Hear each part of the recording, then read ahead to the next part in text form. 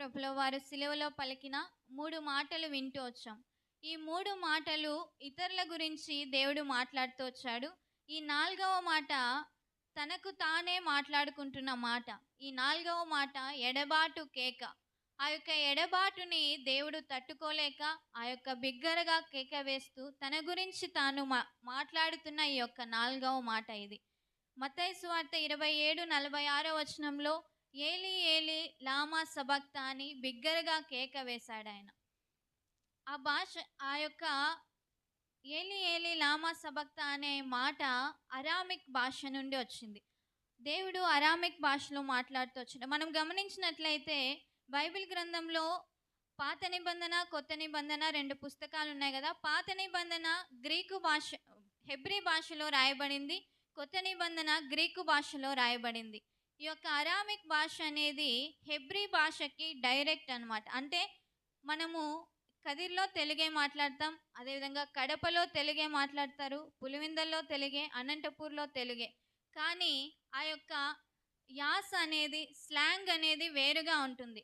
మనం ఇక్కడ ఒక స్లాంగ్ మాట్లాడతాం, మనం పులివిందల కడప వాళ్ళని చూసినట్లయితే వారి యొక్క స్లాంగ్ వేరుగా ఉంటుంది. ఆ విధంగా ఏలి ఏలి లామా సబక్తా అనే మాట కూడా అరామిక్ భాష మాట్లాడుతూ వచ్చాడు దేవుడు. అది హెబ్రీ భాషకి డైరెక్ట్ అనమాట. అది హెబ్రీ భాషనే కానీ స్లాంగ్ వేరనమాట.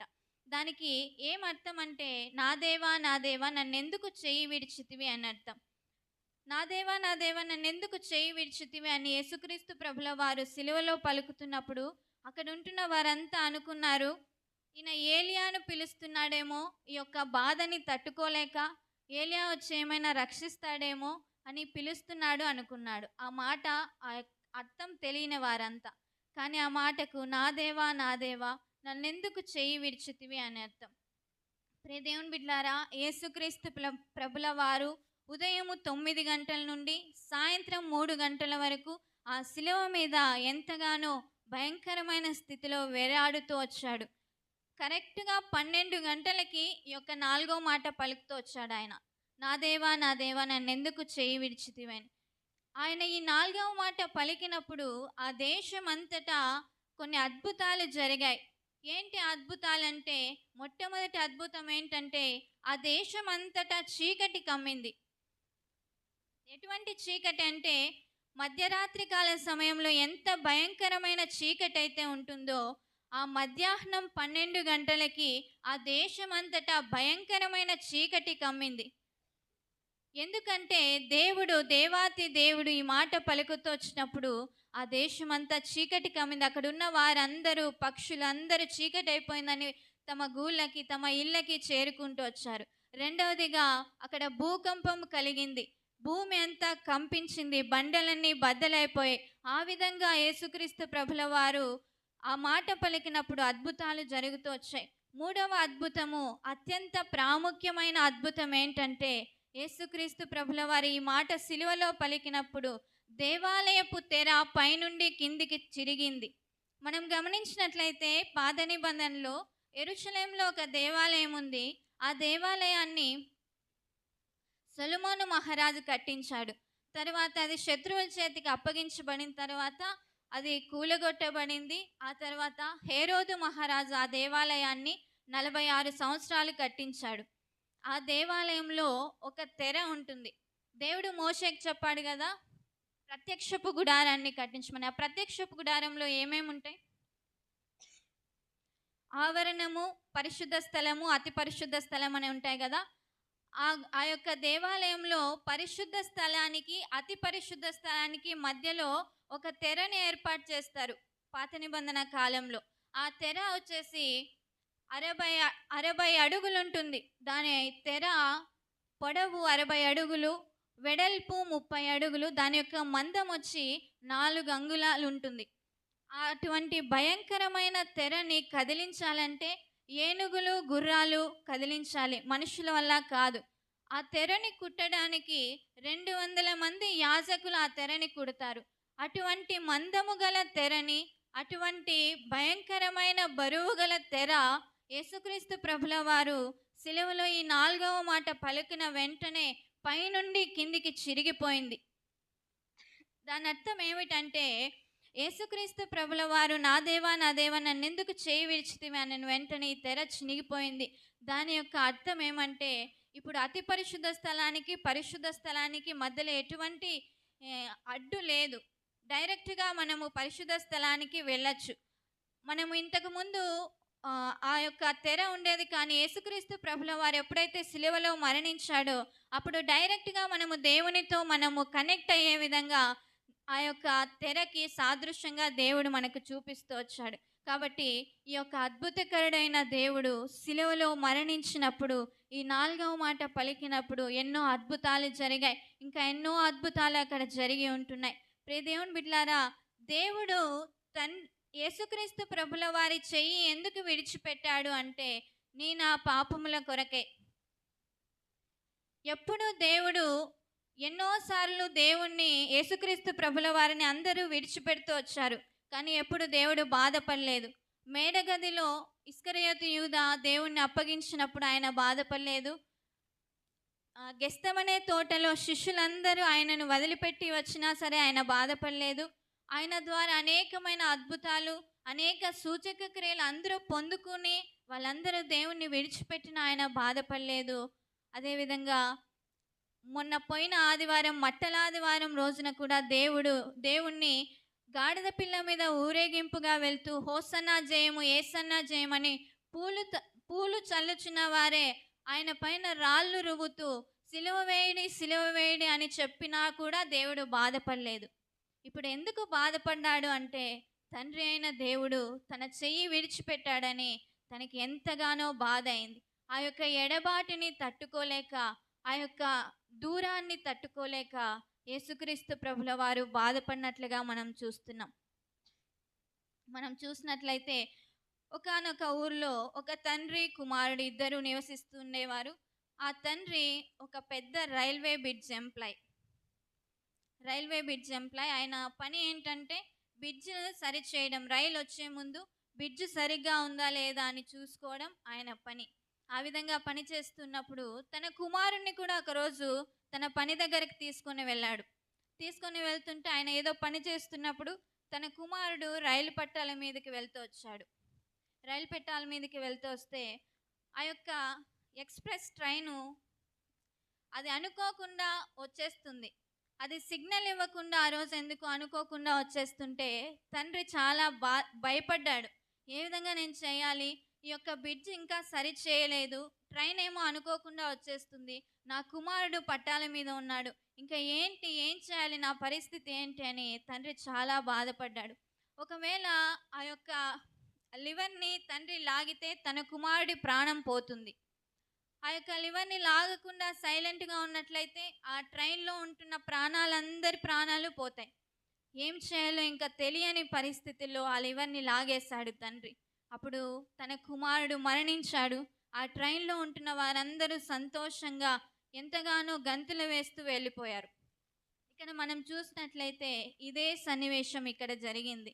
ఏంటంటే తండ్రి, ఈ లోకపు తండ్రి స్థానంలో పరలోకపు తండ్రి ఉన్నాడు. ఈ లోకపు కుమారుని స్థానంలో ప్రభువైన యేసుక్రీస్తు వారు ఉన్నారు. ఆ రైల్లో ఉన్న ప్రయాణికులము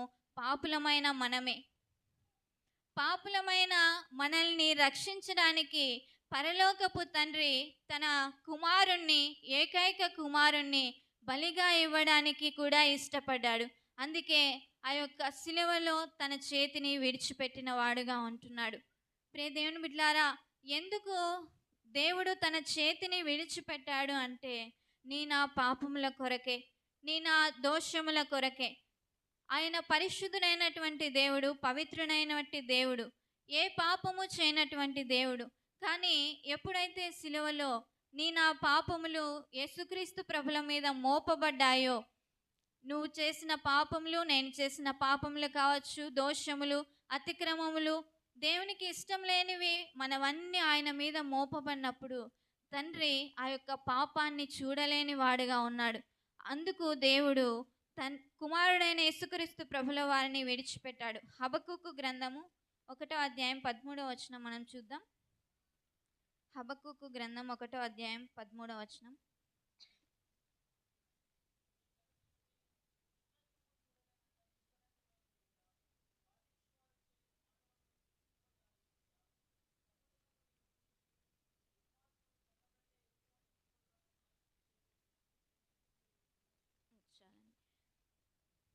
దేవుడు పాపాన్ని చూడలేనంత పరిశుద్ధుడు కాబట్టి తన కుమారుని మీద మన పాపములన్నీ పడినప్పుడు ఆ పాపాన్ని దేవుడు దృష్టించి చూడలేడు కాబట్టి ఆ పాపముల నిమిత్తమై తండ్రి కుమారుని చేతిని వదిలిపెట్టినట్లుగా మనం చూస్తున్నాం.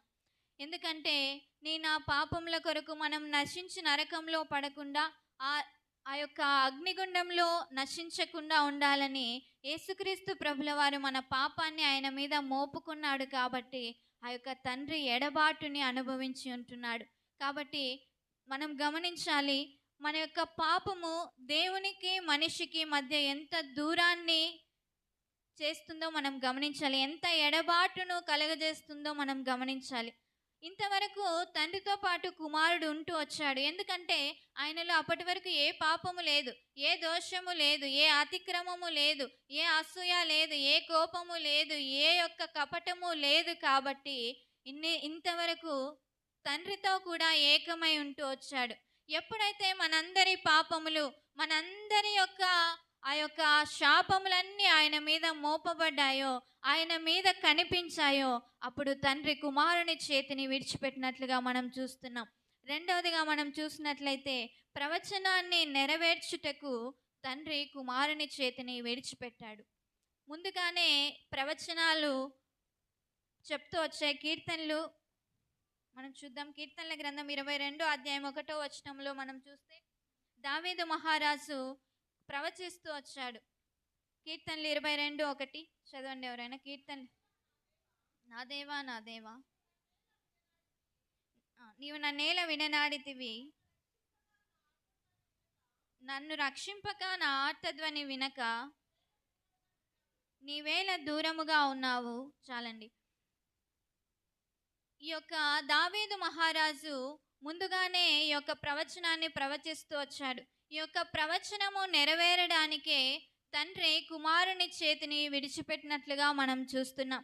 అంతేకాదు యెషయా గ్రంథం 53:5లో మనం చూసినట్లయితే మన అతిక్రమములను బట్టి ఆయన గాయపరచబడ్డాడు. మన అతిక్రమముల బట్టి ఆయన గాయపరచడానికి, ఆయన సిలువలో శిక్ష అనుభవించడానికి ముందుగానే ప్రవచనాలు ఉంటున్నాయి. కాబట్టి వాటినన్నిటినీ నెరవేర్చడానికి దేవుడు కుమారుడైన యేసుక్రీస్తు ప్రభుల వారి యొక్క చేతిని విడిచిపెట్టినట్లుగా మనం చూస్తున్నాం. అదేవిధంగా కొరింథీయులకు రాసిన పత్రిక 5వ అధ్యాయం 21వ వచనం. కొరింథీయులకు రాసిన పత్రిక 5వ అధ్యాయం 21వ వచనం.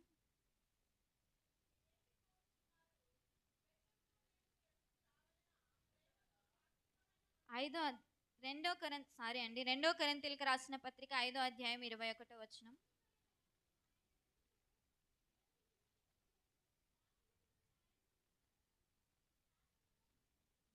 ఎందుకంటే తండ్రి కుమారుని చేతిని ఎందుకు విడిచిపెట్టాడంటే పాపమెరుగని ఆయనని మన కోసం పాపముగా చేయడానికి. తండ్రి కుమారుని చేతిని విడిచిపెట్టకపోతే మనకి రక్షణ వచ్చేది కాదు. మనం నీతిమంతులుగా తీర్చబడే వారము కాదు. మనల్ని ఇంత గొప్ప రక్షణలో మనం ఉండేవారము కాదు. కాబట్టి పాపమెరుగని ఆయనని మన కోసం పాపముగా చేయడానికి తండ్రికి ఇష్టమైంది. కాబట్టి యొక్క ప్రవచనాన్ని నెరవేర్చడానికే కుమారుని చేతిని విడిచిపెట్టినట్లుగా మనం చూస్తాం. అదేవిధంగా గలితీయులకు రాసిన పత్రిక 3వ అధ్యాయం 13వ వచనం కూడా మన కోసం ఆయన శాపముగా మారిపోయినాడు. మనం భరించాల్సిన శిక్షనంతా ఆయన భరించి మన కోసం ఆయన శాపముగా మారిపోయినాడు. ఈ ప్రవచనాలన్నీ ముందు పాత నిబంధనల గ్రంథంలో చెప్పిన ప్రవచనాలన్నీ నెరవేర్చడానికి యేసుక్రీస్తు ప్రభుల వారు సిలువలో మన కోసం మరణించాల్సి వచ్చింది. అందుకే తండ్రి అయిన దేవుడు కుమారుడి చేతిని వదిలిపెట్టాడు. మూడవదిగా మనం చూసినట్లయితే మన యొక్క ఒంటరితనము, మానవాళి యొక్క ఒంటరితనము కోసము దేవుడు కుమారుని చేతిని వదిలిపెట్టాడు. మనము ఒంటరిగా ఉండటము తండ్రి అయిన దేవునికి ఇష్టం లేక, మనము ఎడబాటు కావటం ఇష్టం లేక తన కుమారుణ్ణి ఎడబాటు చేసుకుంటూ వచ్చాడు. యేసుక్రీస్తు ప్రభుల వారే తండ్రి యొక్క ఎడబాటుని భరించలేకపోతూ వచ్చాడు. ఆ యొక్క ఎడబాటుని సహించలేకపోతూ వచ్చాడు. ఆ యొక్క ఎడబాటుని ఓర్చుకోలేకపోతూ వచ్చాడు. అటువంటి దేవాతి దేవుడే ఆ ఎడబాటుని తట్టుకోలేకపోతూ వస్తే మానవులమైన మనము ఇంకా ఎడబాటుని తట్టుకోలేక ఏమైపోతామో ఏమో అని మనము దేవునికి ఎడబాటు కాకూడదని మన అందరి కోసము కుమారుడు ఎడబాటు కావాల్సి వచ్చింది. అందుకోసమే తండ్రి కుమారుని చేతిని వదిలిపెట్టినట్లుగా మనం చూస్తున్నాం. ప్రియ దేవుని బిడ్డలారా, ఈ 4వ మాట ద్వారా ఎడబాటు అంటే ఏంటో మనం తెలుసుకుంటూ వచ్చాం. ఆ యొక్క ఎడబాటుని మనము పొందకూడదని, ఎప్పుడూ యేసుక్రీస్తు ప్రభుల వారితో మనము అన్యోన్య సహవాసము కలిగి జీవించాలని యొక్క 4వ మాట మనకు తెలియజేస్తుంది. ఎందుకంటే యేసుక్రీస్తు ప్రభువారు తండ్రి నుండి ఎడబాటు పొందడానికి ముఖ్యమైన కారణం ఏంటండి? చెప్పాలి. ముఖ్యమైన కారణం ఏంటి? యేసుక్రీస్తు ప్రభువారు తండ్రి నుండి ఎడబాటు కావడానికి మన పాపమే ముఖ్యమైన కారణం యేసుక్రీస్తు ప్రభుల వారు ఎడబాటు కావడానికి. కాబట్టి ఆయన ఒకసారి ఎడబాటు పొంది ఎంతగానో బాధపడుతూ వచ్చాడు. మనము ఇంకా పాపము చేయకుండా దేవునికి నమ్మకంగా జీవిస్తూ దేవుని నుండి మనం ఎడబాటు కాకూడదని దేవుడు మనకి 4వ మాట ద్వారా తెలియజేస్తూ ఉన్నాడు. మనం ఎడబాటు అయితే మన పరిస్థితి ఎంతో ఘోరంగా ఉంటుంది. ఎంతో చెప్పలేని స్థితిలో మనం ఉంటుంది. మనము మనుషులు ఎడబాటు అయితేనే తట్టుకోలేం కదా. మనకు అత్యంత ప్రియమైన వారు, మన స్నేహితులు కావచ్చు, కుటుంబ సభ్యులు కావచ్చు, ఎవరైనా మనల్ని విడిచిపెడితే, ఎవరైనా మనల్ని ఎడబాటు చేస్తే ఆ బాధ ఎట్లుంటుందో అందరికీ తెలుసు కదా. అంతటి బాధని మనం అనుభవించకూడదని యేసుక్రీస్తు ప్రభుల వారు ఆయన తండ్రి నుండి ఎడబాటు పొందుతూ వచ్చాడు. కాబట్టి ఎప్పుడు దేవునికి మనం దూరం కాకూడదు. ఆయనకి ఎడబాటు కాకుండా ఆయనకు దగ్గరగా మనం జీవిస్తూ రావాలి. మన పాపముల నిమిత్తం ఆయన ఎడబాటు పొందాడు. మనం ఇంక నుండి పాపము చేయకుండా దేవునితో పరిశుద్ధంగా జీవించి ఆ ఎడబాటు లేని జీవితం మనం జీవించాలని దేవుడు కోరుకుంటున్నాడు. దేవుడిచ్చిన ఈ మాటని దేవుడు దీవించి ఆశీర్వదించునుగాక.